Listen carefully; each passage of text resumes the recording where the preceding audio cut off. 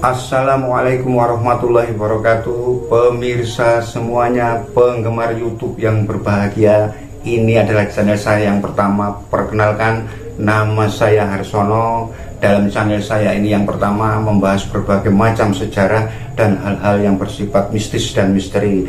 Bagi teman-teman dan saudara-saudari yang menyukai channel saya ini, saya mohon bantuannya untuk like, komen, dan subscribe. Atas bantuannya saya ucapkan banyak terima kasih. Assalamualaikum warahmatullahi wabarakatuh. Salam seduluran. Assalamualaikum warahmatullahi wabarakatuh.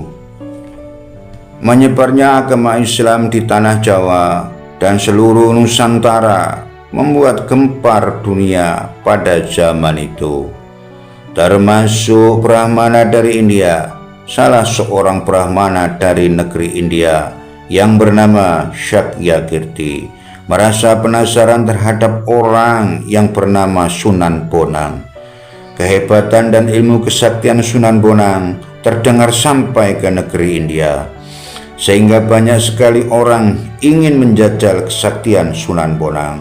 Maka berangkatlah seorang Brahmana yang bernama Sakyakirti ke tanah Jawa, dan dengan membawa beberapa orang murid-muridnya.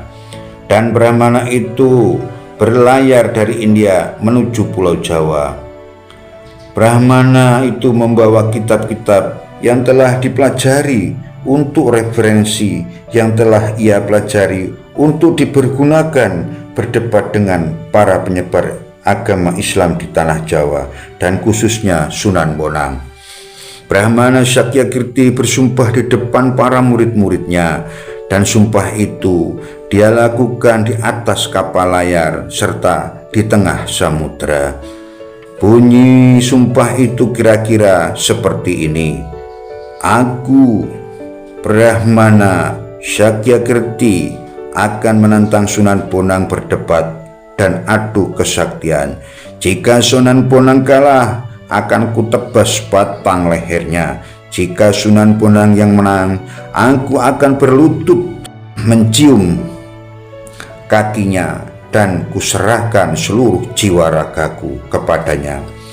Murid-muridnya yang selalu ikut dengan Brahmana Sakyakirti menjadi saksi atas sumpahnya sendiri, dan sumpah itu terjadi di tengah-tengah samudera. Sesampainya perahu yang ditumpanginya Brahmana beserta murid-muridnya sampai di perairan Tuban, apa yang terjadi? Mendadak laut yang tadinya tenang bergolak hebat. Angin dari segala penjuru berkumpul jadi satu. Angin yang datang itu seperti puting beliung, dan angin itu langsung menghantam air laut sehingga menimbulkan badai dan ombak setinggi bukit. Brahmana Sakyakirti mengerahkan seluruh kekuatan dan ilmunya untuk menggempur badai yang hendak menerjang kapalnya itu. 1, 2, 3, 4 kali masih bisa diatasi, namun yang terakhir tidak dapat diatasi oleh Brahmana dan langsung membuat kapalnya terbalik dan tenggelam ke dalam laut. Walaupun kapalnya tenggelam, namun Brahmana dan murid-muridnya masih bisa menyelamatkan diri dan sampai pula di pantai Tuban.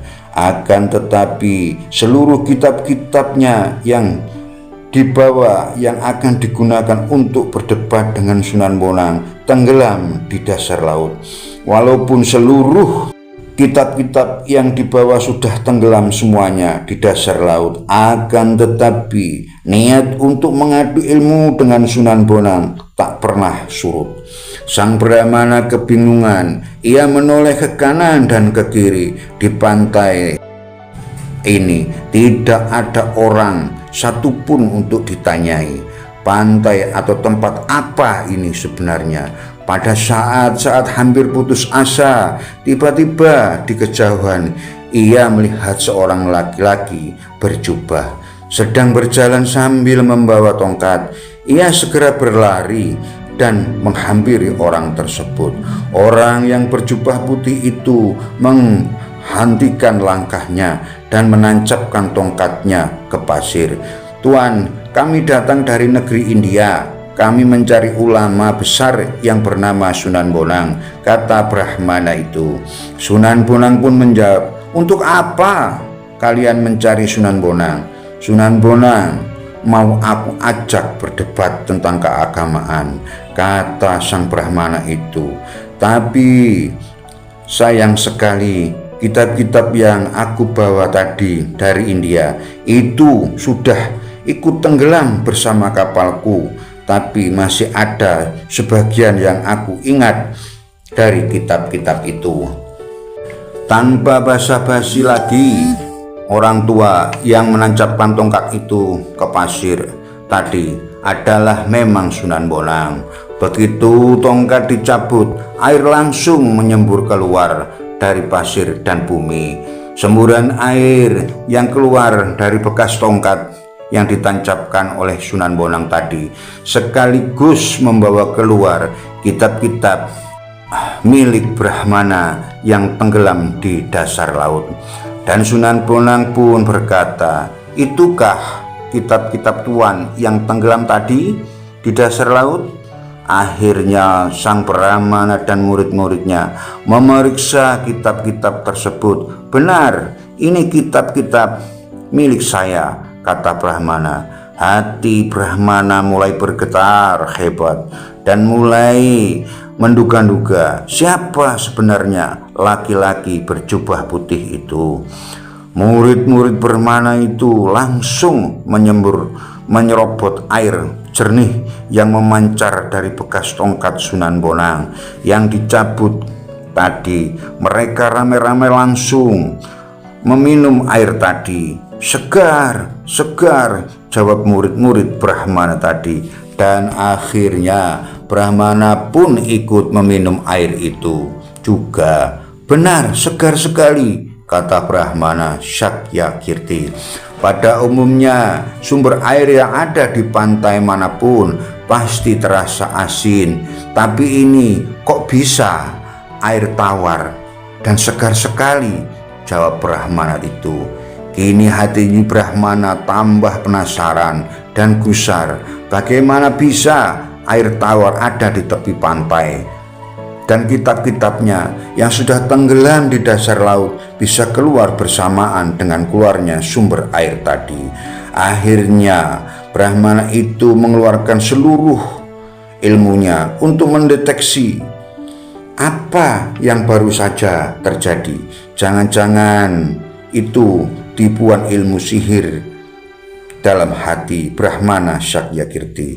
Ternyata bukan sihir, ini nyata, kata Brahmana itu. Ini bukan ilmu sihir, tapi ini kenyataan. Maka semakin penasaran Brahmana itu. 1000 Brahmana di India tak akan mampu melakukan ini, pikir sang Brahmana itu lagi. Kini hatinya was-was dan getar. Ia menatap wajah orang yang berjubah putih itu. Akhirnya Brahmana tadi bertanya kepada laki-laki yang berjubah putih, apakah nama tempat saya terdampar ini, Tuan? Tuan berada di daerah pantai Tuban, jawab laki-laki yang berjubah putih tadi. Mendengar jawaban laki-laki berjubah putih itu, serta-merta Brahmana beserta murid-muridnya menjatuhkan diri ke tanah dan berlutut di depan laki-laki berjubah itu. Mereka sudah dapat menduga bahwa orang yang berjubah putih itu adalah Sunan Bonang. Bangunlah, kata Sunan Bonang, tidak pantas kalian berlutut kepadaku. Bukankah dilarang bersujud kepada sesama makhluk? Sujud pantas dipersembahkan hanya kepada Allah Sang Maha Agung, kata lelaki berjubah putih itu, yang tak lain adalah Sunan Bonang sendiri. Ampun, ampun, saya yang buta ini, Tuan, ampuni saya tak bisa melihat tingginya gunung di depan mata. Ampunkan saya, Tuan, kata Brahmana itu. Loh, katanya kamu ingin berdebat dan mengadu ilmu kesaktian denganku, kata Sunan Bonang. Mana saya berani melawan Paduka. Ombak dan badai yang menyerang kapal kami itu juga ciptaan Tuhan, bukan? Kesaktian Tuhan tidak terukur tingginya, ilmu Paduka tak terukur dalamnya, kata Brahmana Sakyakirti. Sang Brahmana merasa malu, memang kedatangan ke Tuban mempunyai niat jahat, yaitu ingin membunuh Sunan Bonang lewat adu kepandaian dan adu kesaktian. Ternyata niatnya tak kesampaian. Apa yang dibaca dan telah ia pelajari semua terbukti. Barang siapa memusuhi para walinya, maka Allah akan mengumumkan perang kepadanya. Menantang Sunan Bonang sama dengan menantang Tuhan yang mengasihi Sunan Bonang itu sendiri.